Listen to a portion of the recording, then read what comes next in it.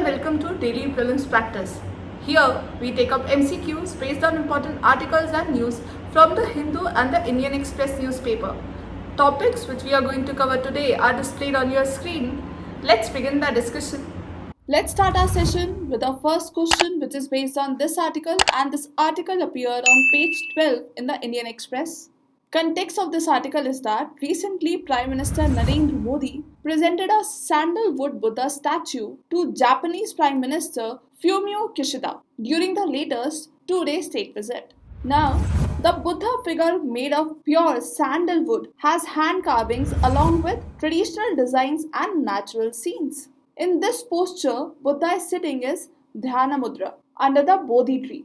The Dhyana Mudra is the mudra of meditation and the attainment of spiritual perfection.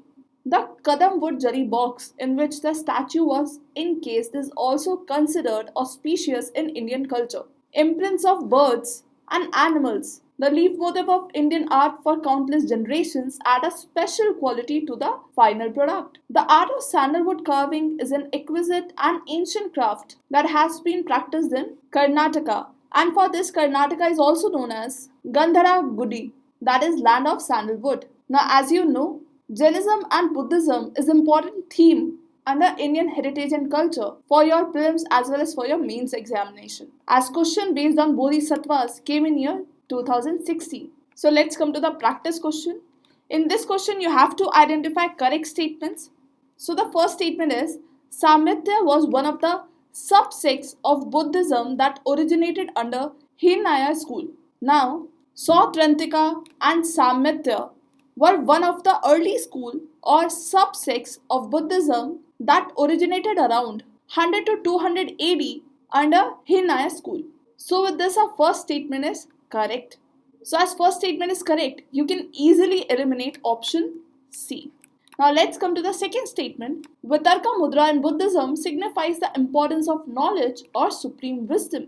Now Vitarka Mudra is also known as Mudra of discussion. It is gesture of discussion and transmission of Buddha teaching. It is done by joining the tips of the thumb and the index together and keeping the other finger straight, very much like Abhay Mudra and Varda Mudras, but with the thumbs touching the index fingers. Whereas Vajra Mudra, that is thunder gesture, is the gesture of knowledge or supreme wisdom. So with this, our second statement is incorrect. Now let's come to the third statement. The Vinay, Sutta and Abhidham Pitakas have been written in Pali language. Now once Buddha attained Mahaparinirvana at Kushinagar in 483 BC, there was a need to compile his teachings, and hence 4 Buddhist councils were held in a span of next 500 years to collate this material into Pitakas. The result was writing of 3 major Pitakas. First is Vinaya, second is Sutta, and third is Abhidhamma Pitakas. And when combined are called as 3 Pitaka. All of these have been written in Pali language. So statement 3 is correct. As statement 3 is correct, you can easily eliminate option D. Now let's come to the last statement. Vajrapani Bodhisattva in Buddhism contemplates Buddha's wisdom. Now prominent Bodhisattvas under Buddhism include Vajrapani. It's contemplated to manifest all powers of Buddha as well as powers of all 5 Tathagatas, while Manjushri is associated with wisdom of Buddha. So with this, our fourth statement is incorrect. So your correct answer is option B. That is 1 and 3 only. Answer of this PYQ is option B. Now our next question is based on this article which appeared on page 1 in the Hindu newspaper. According to this article, International Monetary Fund, that is IMF, on Monday cleared a $3 billion extended fund facility for Sri Lanka, potentially unlocking more loans for the debt-ridden island nation that is struggling to recover from last year's economic meltdown. Now, important international institutions, agencies, and further structure and mandate is important for your prelims examination. As this question, based on gold trench, that is a credit system granted by IMF to its members in year 2020. So, answer of this PYQ is option D. Now, let's come to the practice question. In this question, you have to identify correct statements with reference to International Monetary Fund lending. The first statement is IMF does not lend for specific projects. Now, unlike development banks, IMF does not lend for specific projects. Instead, IMF provides financial support to the countries hit by crisis to create breathing room as they implement policies that restore economic stability and growth. So with this, our first statement is correct. So as first statement is correct, you can easily eliminate option B and option C. Now let's come to the second statement. IMF under Resilience and Sustainability Trust, that is RST, provides financial support at zero interest rate. Now IMF, through its recently established Resilience and Sustainability Trust, offers longer term financing to low income and vulnerable middle income countries. For what? Countries seeking to build resilience to external shock at affordable interest rates and not at zero interest rate. So with this, our second statement is incorrect. Now let's come to the third statement. IMF under Poverty Reduction and Growth Trust provides financial support at market-based interest rates. Now, as IMF provides concessional financial support currently at zero interest rates through Poverty Reduction and Growth Trust, which is better tailored to the diversity and needs of low-income countries. So with this, our third statement is incorrect. So our correct answer is option A, that is one only. Our next question is based on this article which appeared on page 20 in the Indian Express. Context of this article is that S&P Global Ratings has said that the decision to write down Credit Suisse AT1 to zero after the lenders take over by UBS Group may contribute to a high cost of capital for banks, including Indian lenders. Now, as UPSC has been asking questions based on important financial instruments, as this question based on convertible bonds came in year 2022. So let's come to the practice question. Here you have to identify correct statements with reference to additional tier 1, that is AT1 bonds. So the first statement is AT1 bonds are unsecured bonds issued by banks with a maturity period of 10 years. Now additional tier 1 bonds are unsecured bonds issued by banks that have a perpetual tenor. That means that such bonds have no maturity date. Also, these debt instruments offer higher returns to investors. Why? Because they carry a higher risk.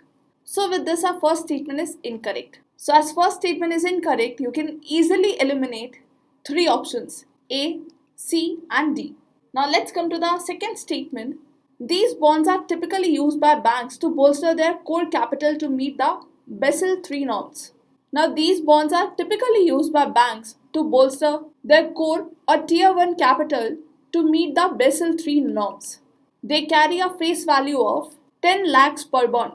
So with this, our second statement is correct. Now let's come to the third statement. Banks can use the call option to buy these bonds back from investors. This statement is also correct. So here our correct answer is option B, that is 2 and 3 only. Answer of this PYQ is option C. Now our next question is based on this article which appeared on page 3 in the Hindu newspaper. Context of this article is that 3 states have commenced joint action to stop illegal sand mining in National Chambal Sanctuary. Now National Park Wildlife Sanctuary is important for your prelims examination. This question based on the same theme came in year 2015. Now let's come to the practice question. Question says which of the following national park is at the tri-junction of Rajasthan, Madhya Pradesh and Uttar Pradesh and also known for its population of critically endangered gharials. Now among the given option, National Chambal Sanctuary, also called as National Chambal Gharial Wildlife Sanctuary, is a tri-state protected area in northern India for the protection of critically endangered gharials, red-crowned roof turtle and the endangered Ganges River dolphin. This is located on the Chambal River near the tri-point of Rajasthan, Madhya Pradesh and Uttar Pradesh. So answer of this practice question is option B and answer of this PYQ is option B. Now our next question is based on this article which appeared on page number 10 in the Hindu newspaper. Context of this article is that attempts made by presiding officers of both houses of parliament to break the deadlock between the treasury and opposition benches did not succeed on Tuesday, leading to speculation that the budget session could be truncated ahead of its April 6 schedule. Now under Indian polity, aspects related to Parliament and state legislature is quite important for your prelims as well as for your mains examination. And Speaker is important part of it. Also, UPSC has already asked question based on Deputy Speaker in year 2022. So let's come to the practice question. Here you have to identify incorrect statements with reference to presiding officers of the Parliament. The first statement is, when a resolution for the removal of the Speaker is under consideration of the House, he cannot vote in the first instance. Now, when a resolution for the removal of the Speaker is under consideration of the House, he cannot preside at the sitting of the House, though he may be present. However, he can speak and take part in the proceeding of the House and can vote in the first instance, though not in case of an equality of votes. So with this, our first statement is incorrect. Now let's come to the second statement. The institutions of Speaker and Deputy Speaker originated in India under the provisions of Government of India Acts of 1935. Now, institutions of Speaker and Deputy Speaker originated in India in year 1921 under the provisions of the Government of India Act of 1990. That is, one that comes from reforms. At that time, Speaker and Deputy Speaker were called the President and Deputy President respectively, and the same nomenclature continued till 1947. So with this, our second statement is incorrect. Now let's come to the last statement. Speaker vacates his office only after presiding over the first sitting of the newly elected Lok Sabha. Now, as provided by the Constitution, Speaker of the last Lok Sabha vacates his office immediately before the first sitting of the newly elected Lok Sabha. Therefore, the President appoints a member of the Lok Sabha as the Speaker pro tem. Usually, the senior most member is elected for this. The President himself administers oath to the Speaker pro tem, and the Speaker pro tem has all the powers of the Speaker. He presides over the first sitting of the newly elected Lok Sabha, and his main duty is to administer oath to the new members. He also enables the House to elect the new Speaker. So with this, our third statement is incorrect. So all the statements are incorrect. So our correct answer is option D. That is 1, 2 and 3. Answer of this PYQ is option A. Now our last question is based on this article which appeared on page 4 in the Hindu newspaper. Context is that Home Minister Amit Shah, speaking at the 140th Foundation Day of Arya Samaj, hailed Maharishi Dayanand Saraswati for fearlessly propagating Swaraj, Swabhasha, Swadharm in the pre-independence. Now, as you know, under modern Indian history, social religious reform movements in the 19th and 20th CE and important personalities attached to it is quite important for your prelims examination. This question based on Vittal Vidvansak, which is related to social reform, came in year 2020. So let's come to the practice question. Here you have to identify correct statements with reference to life of Dayanand Saraswati. The first statement is, he established the Dayanand Anglo-Vedic College across India. Now this statement is incorrect, as Dayanand Saraswati's disciples established the Dayanand Anglo-Vedic College Trust and Management Society after his death in 1883.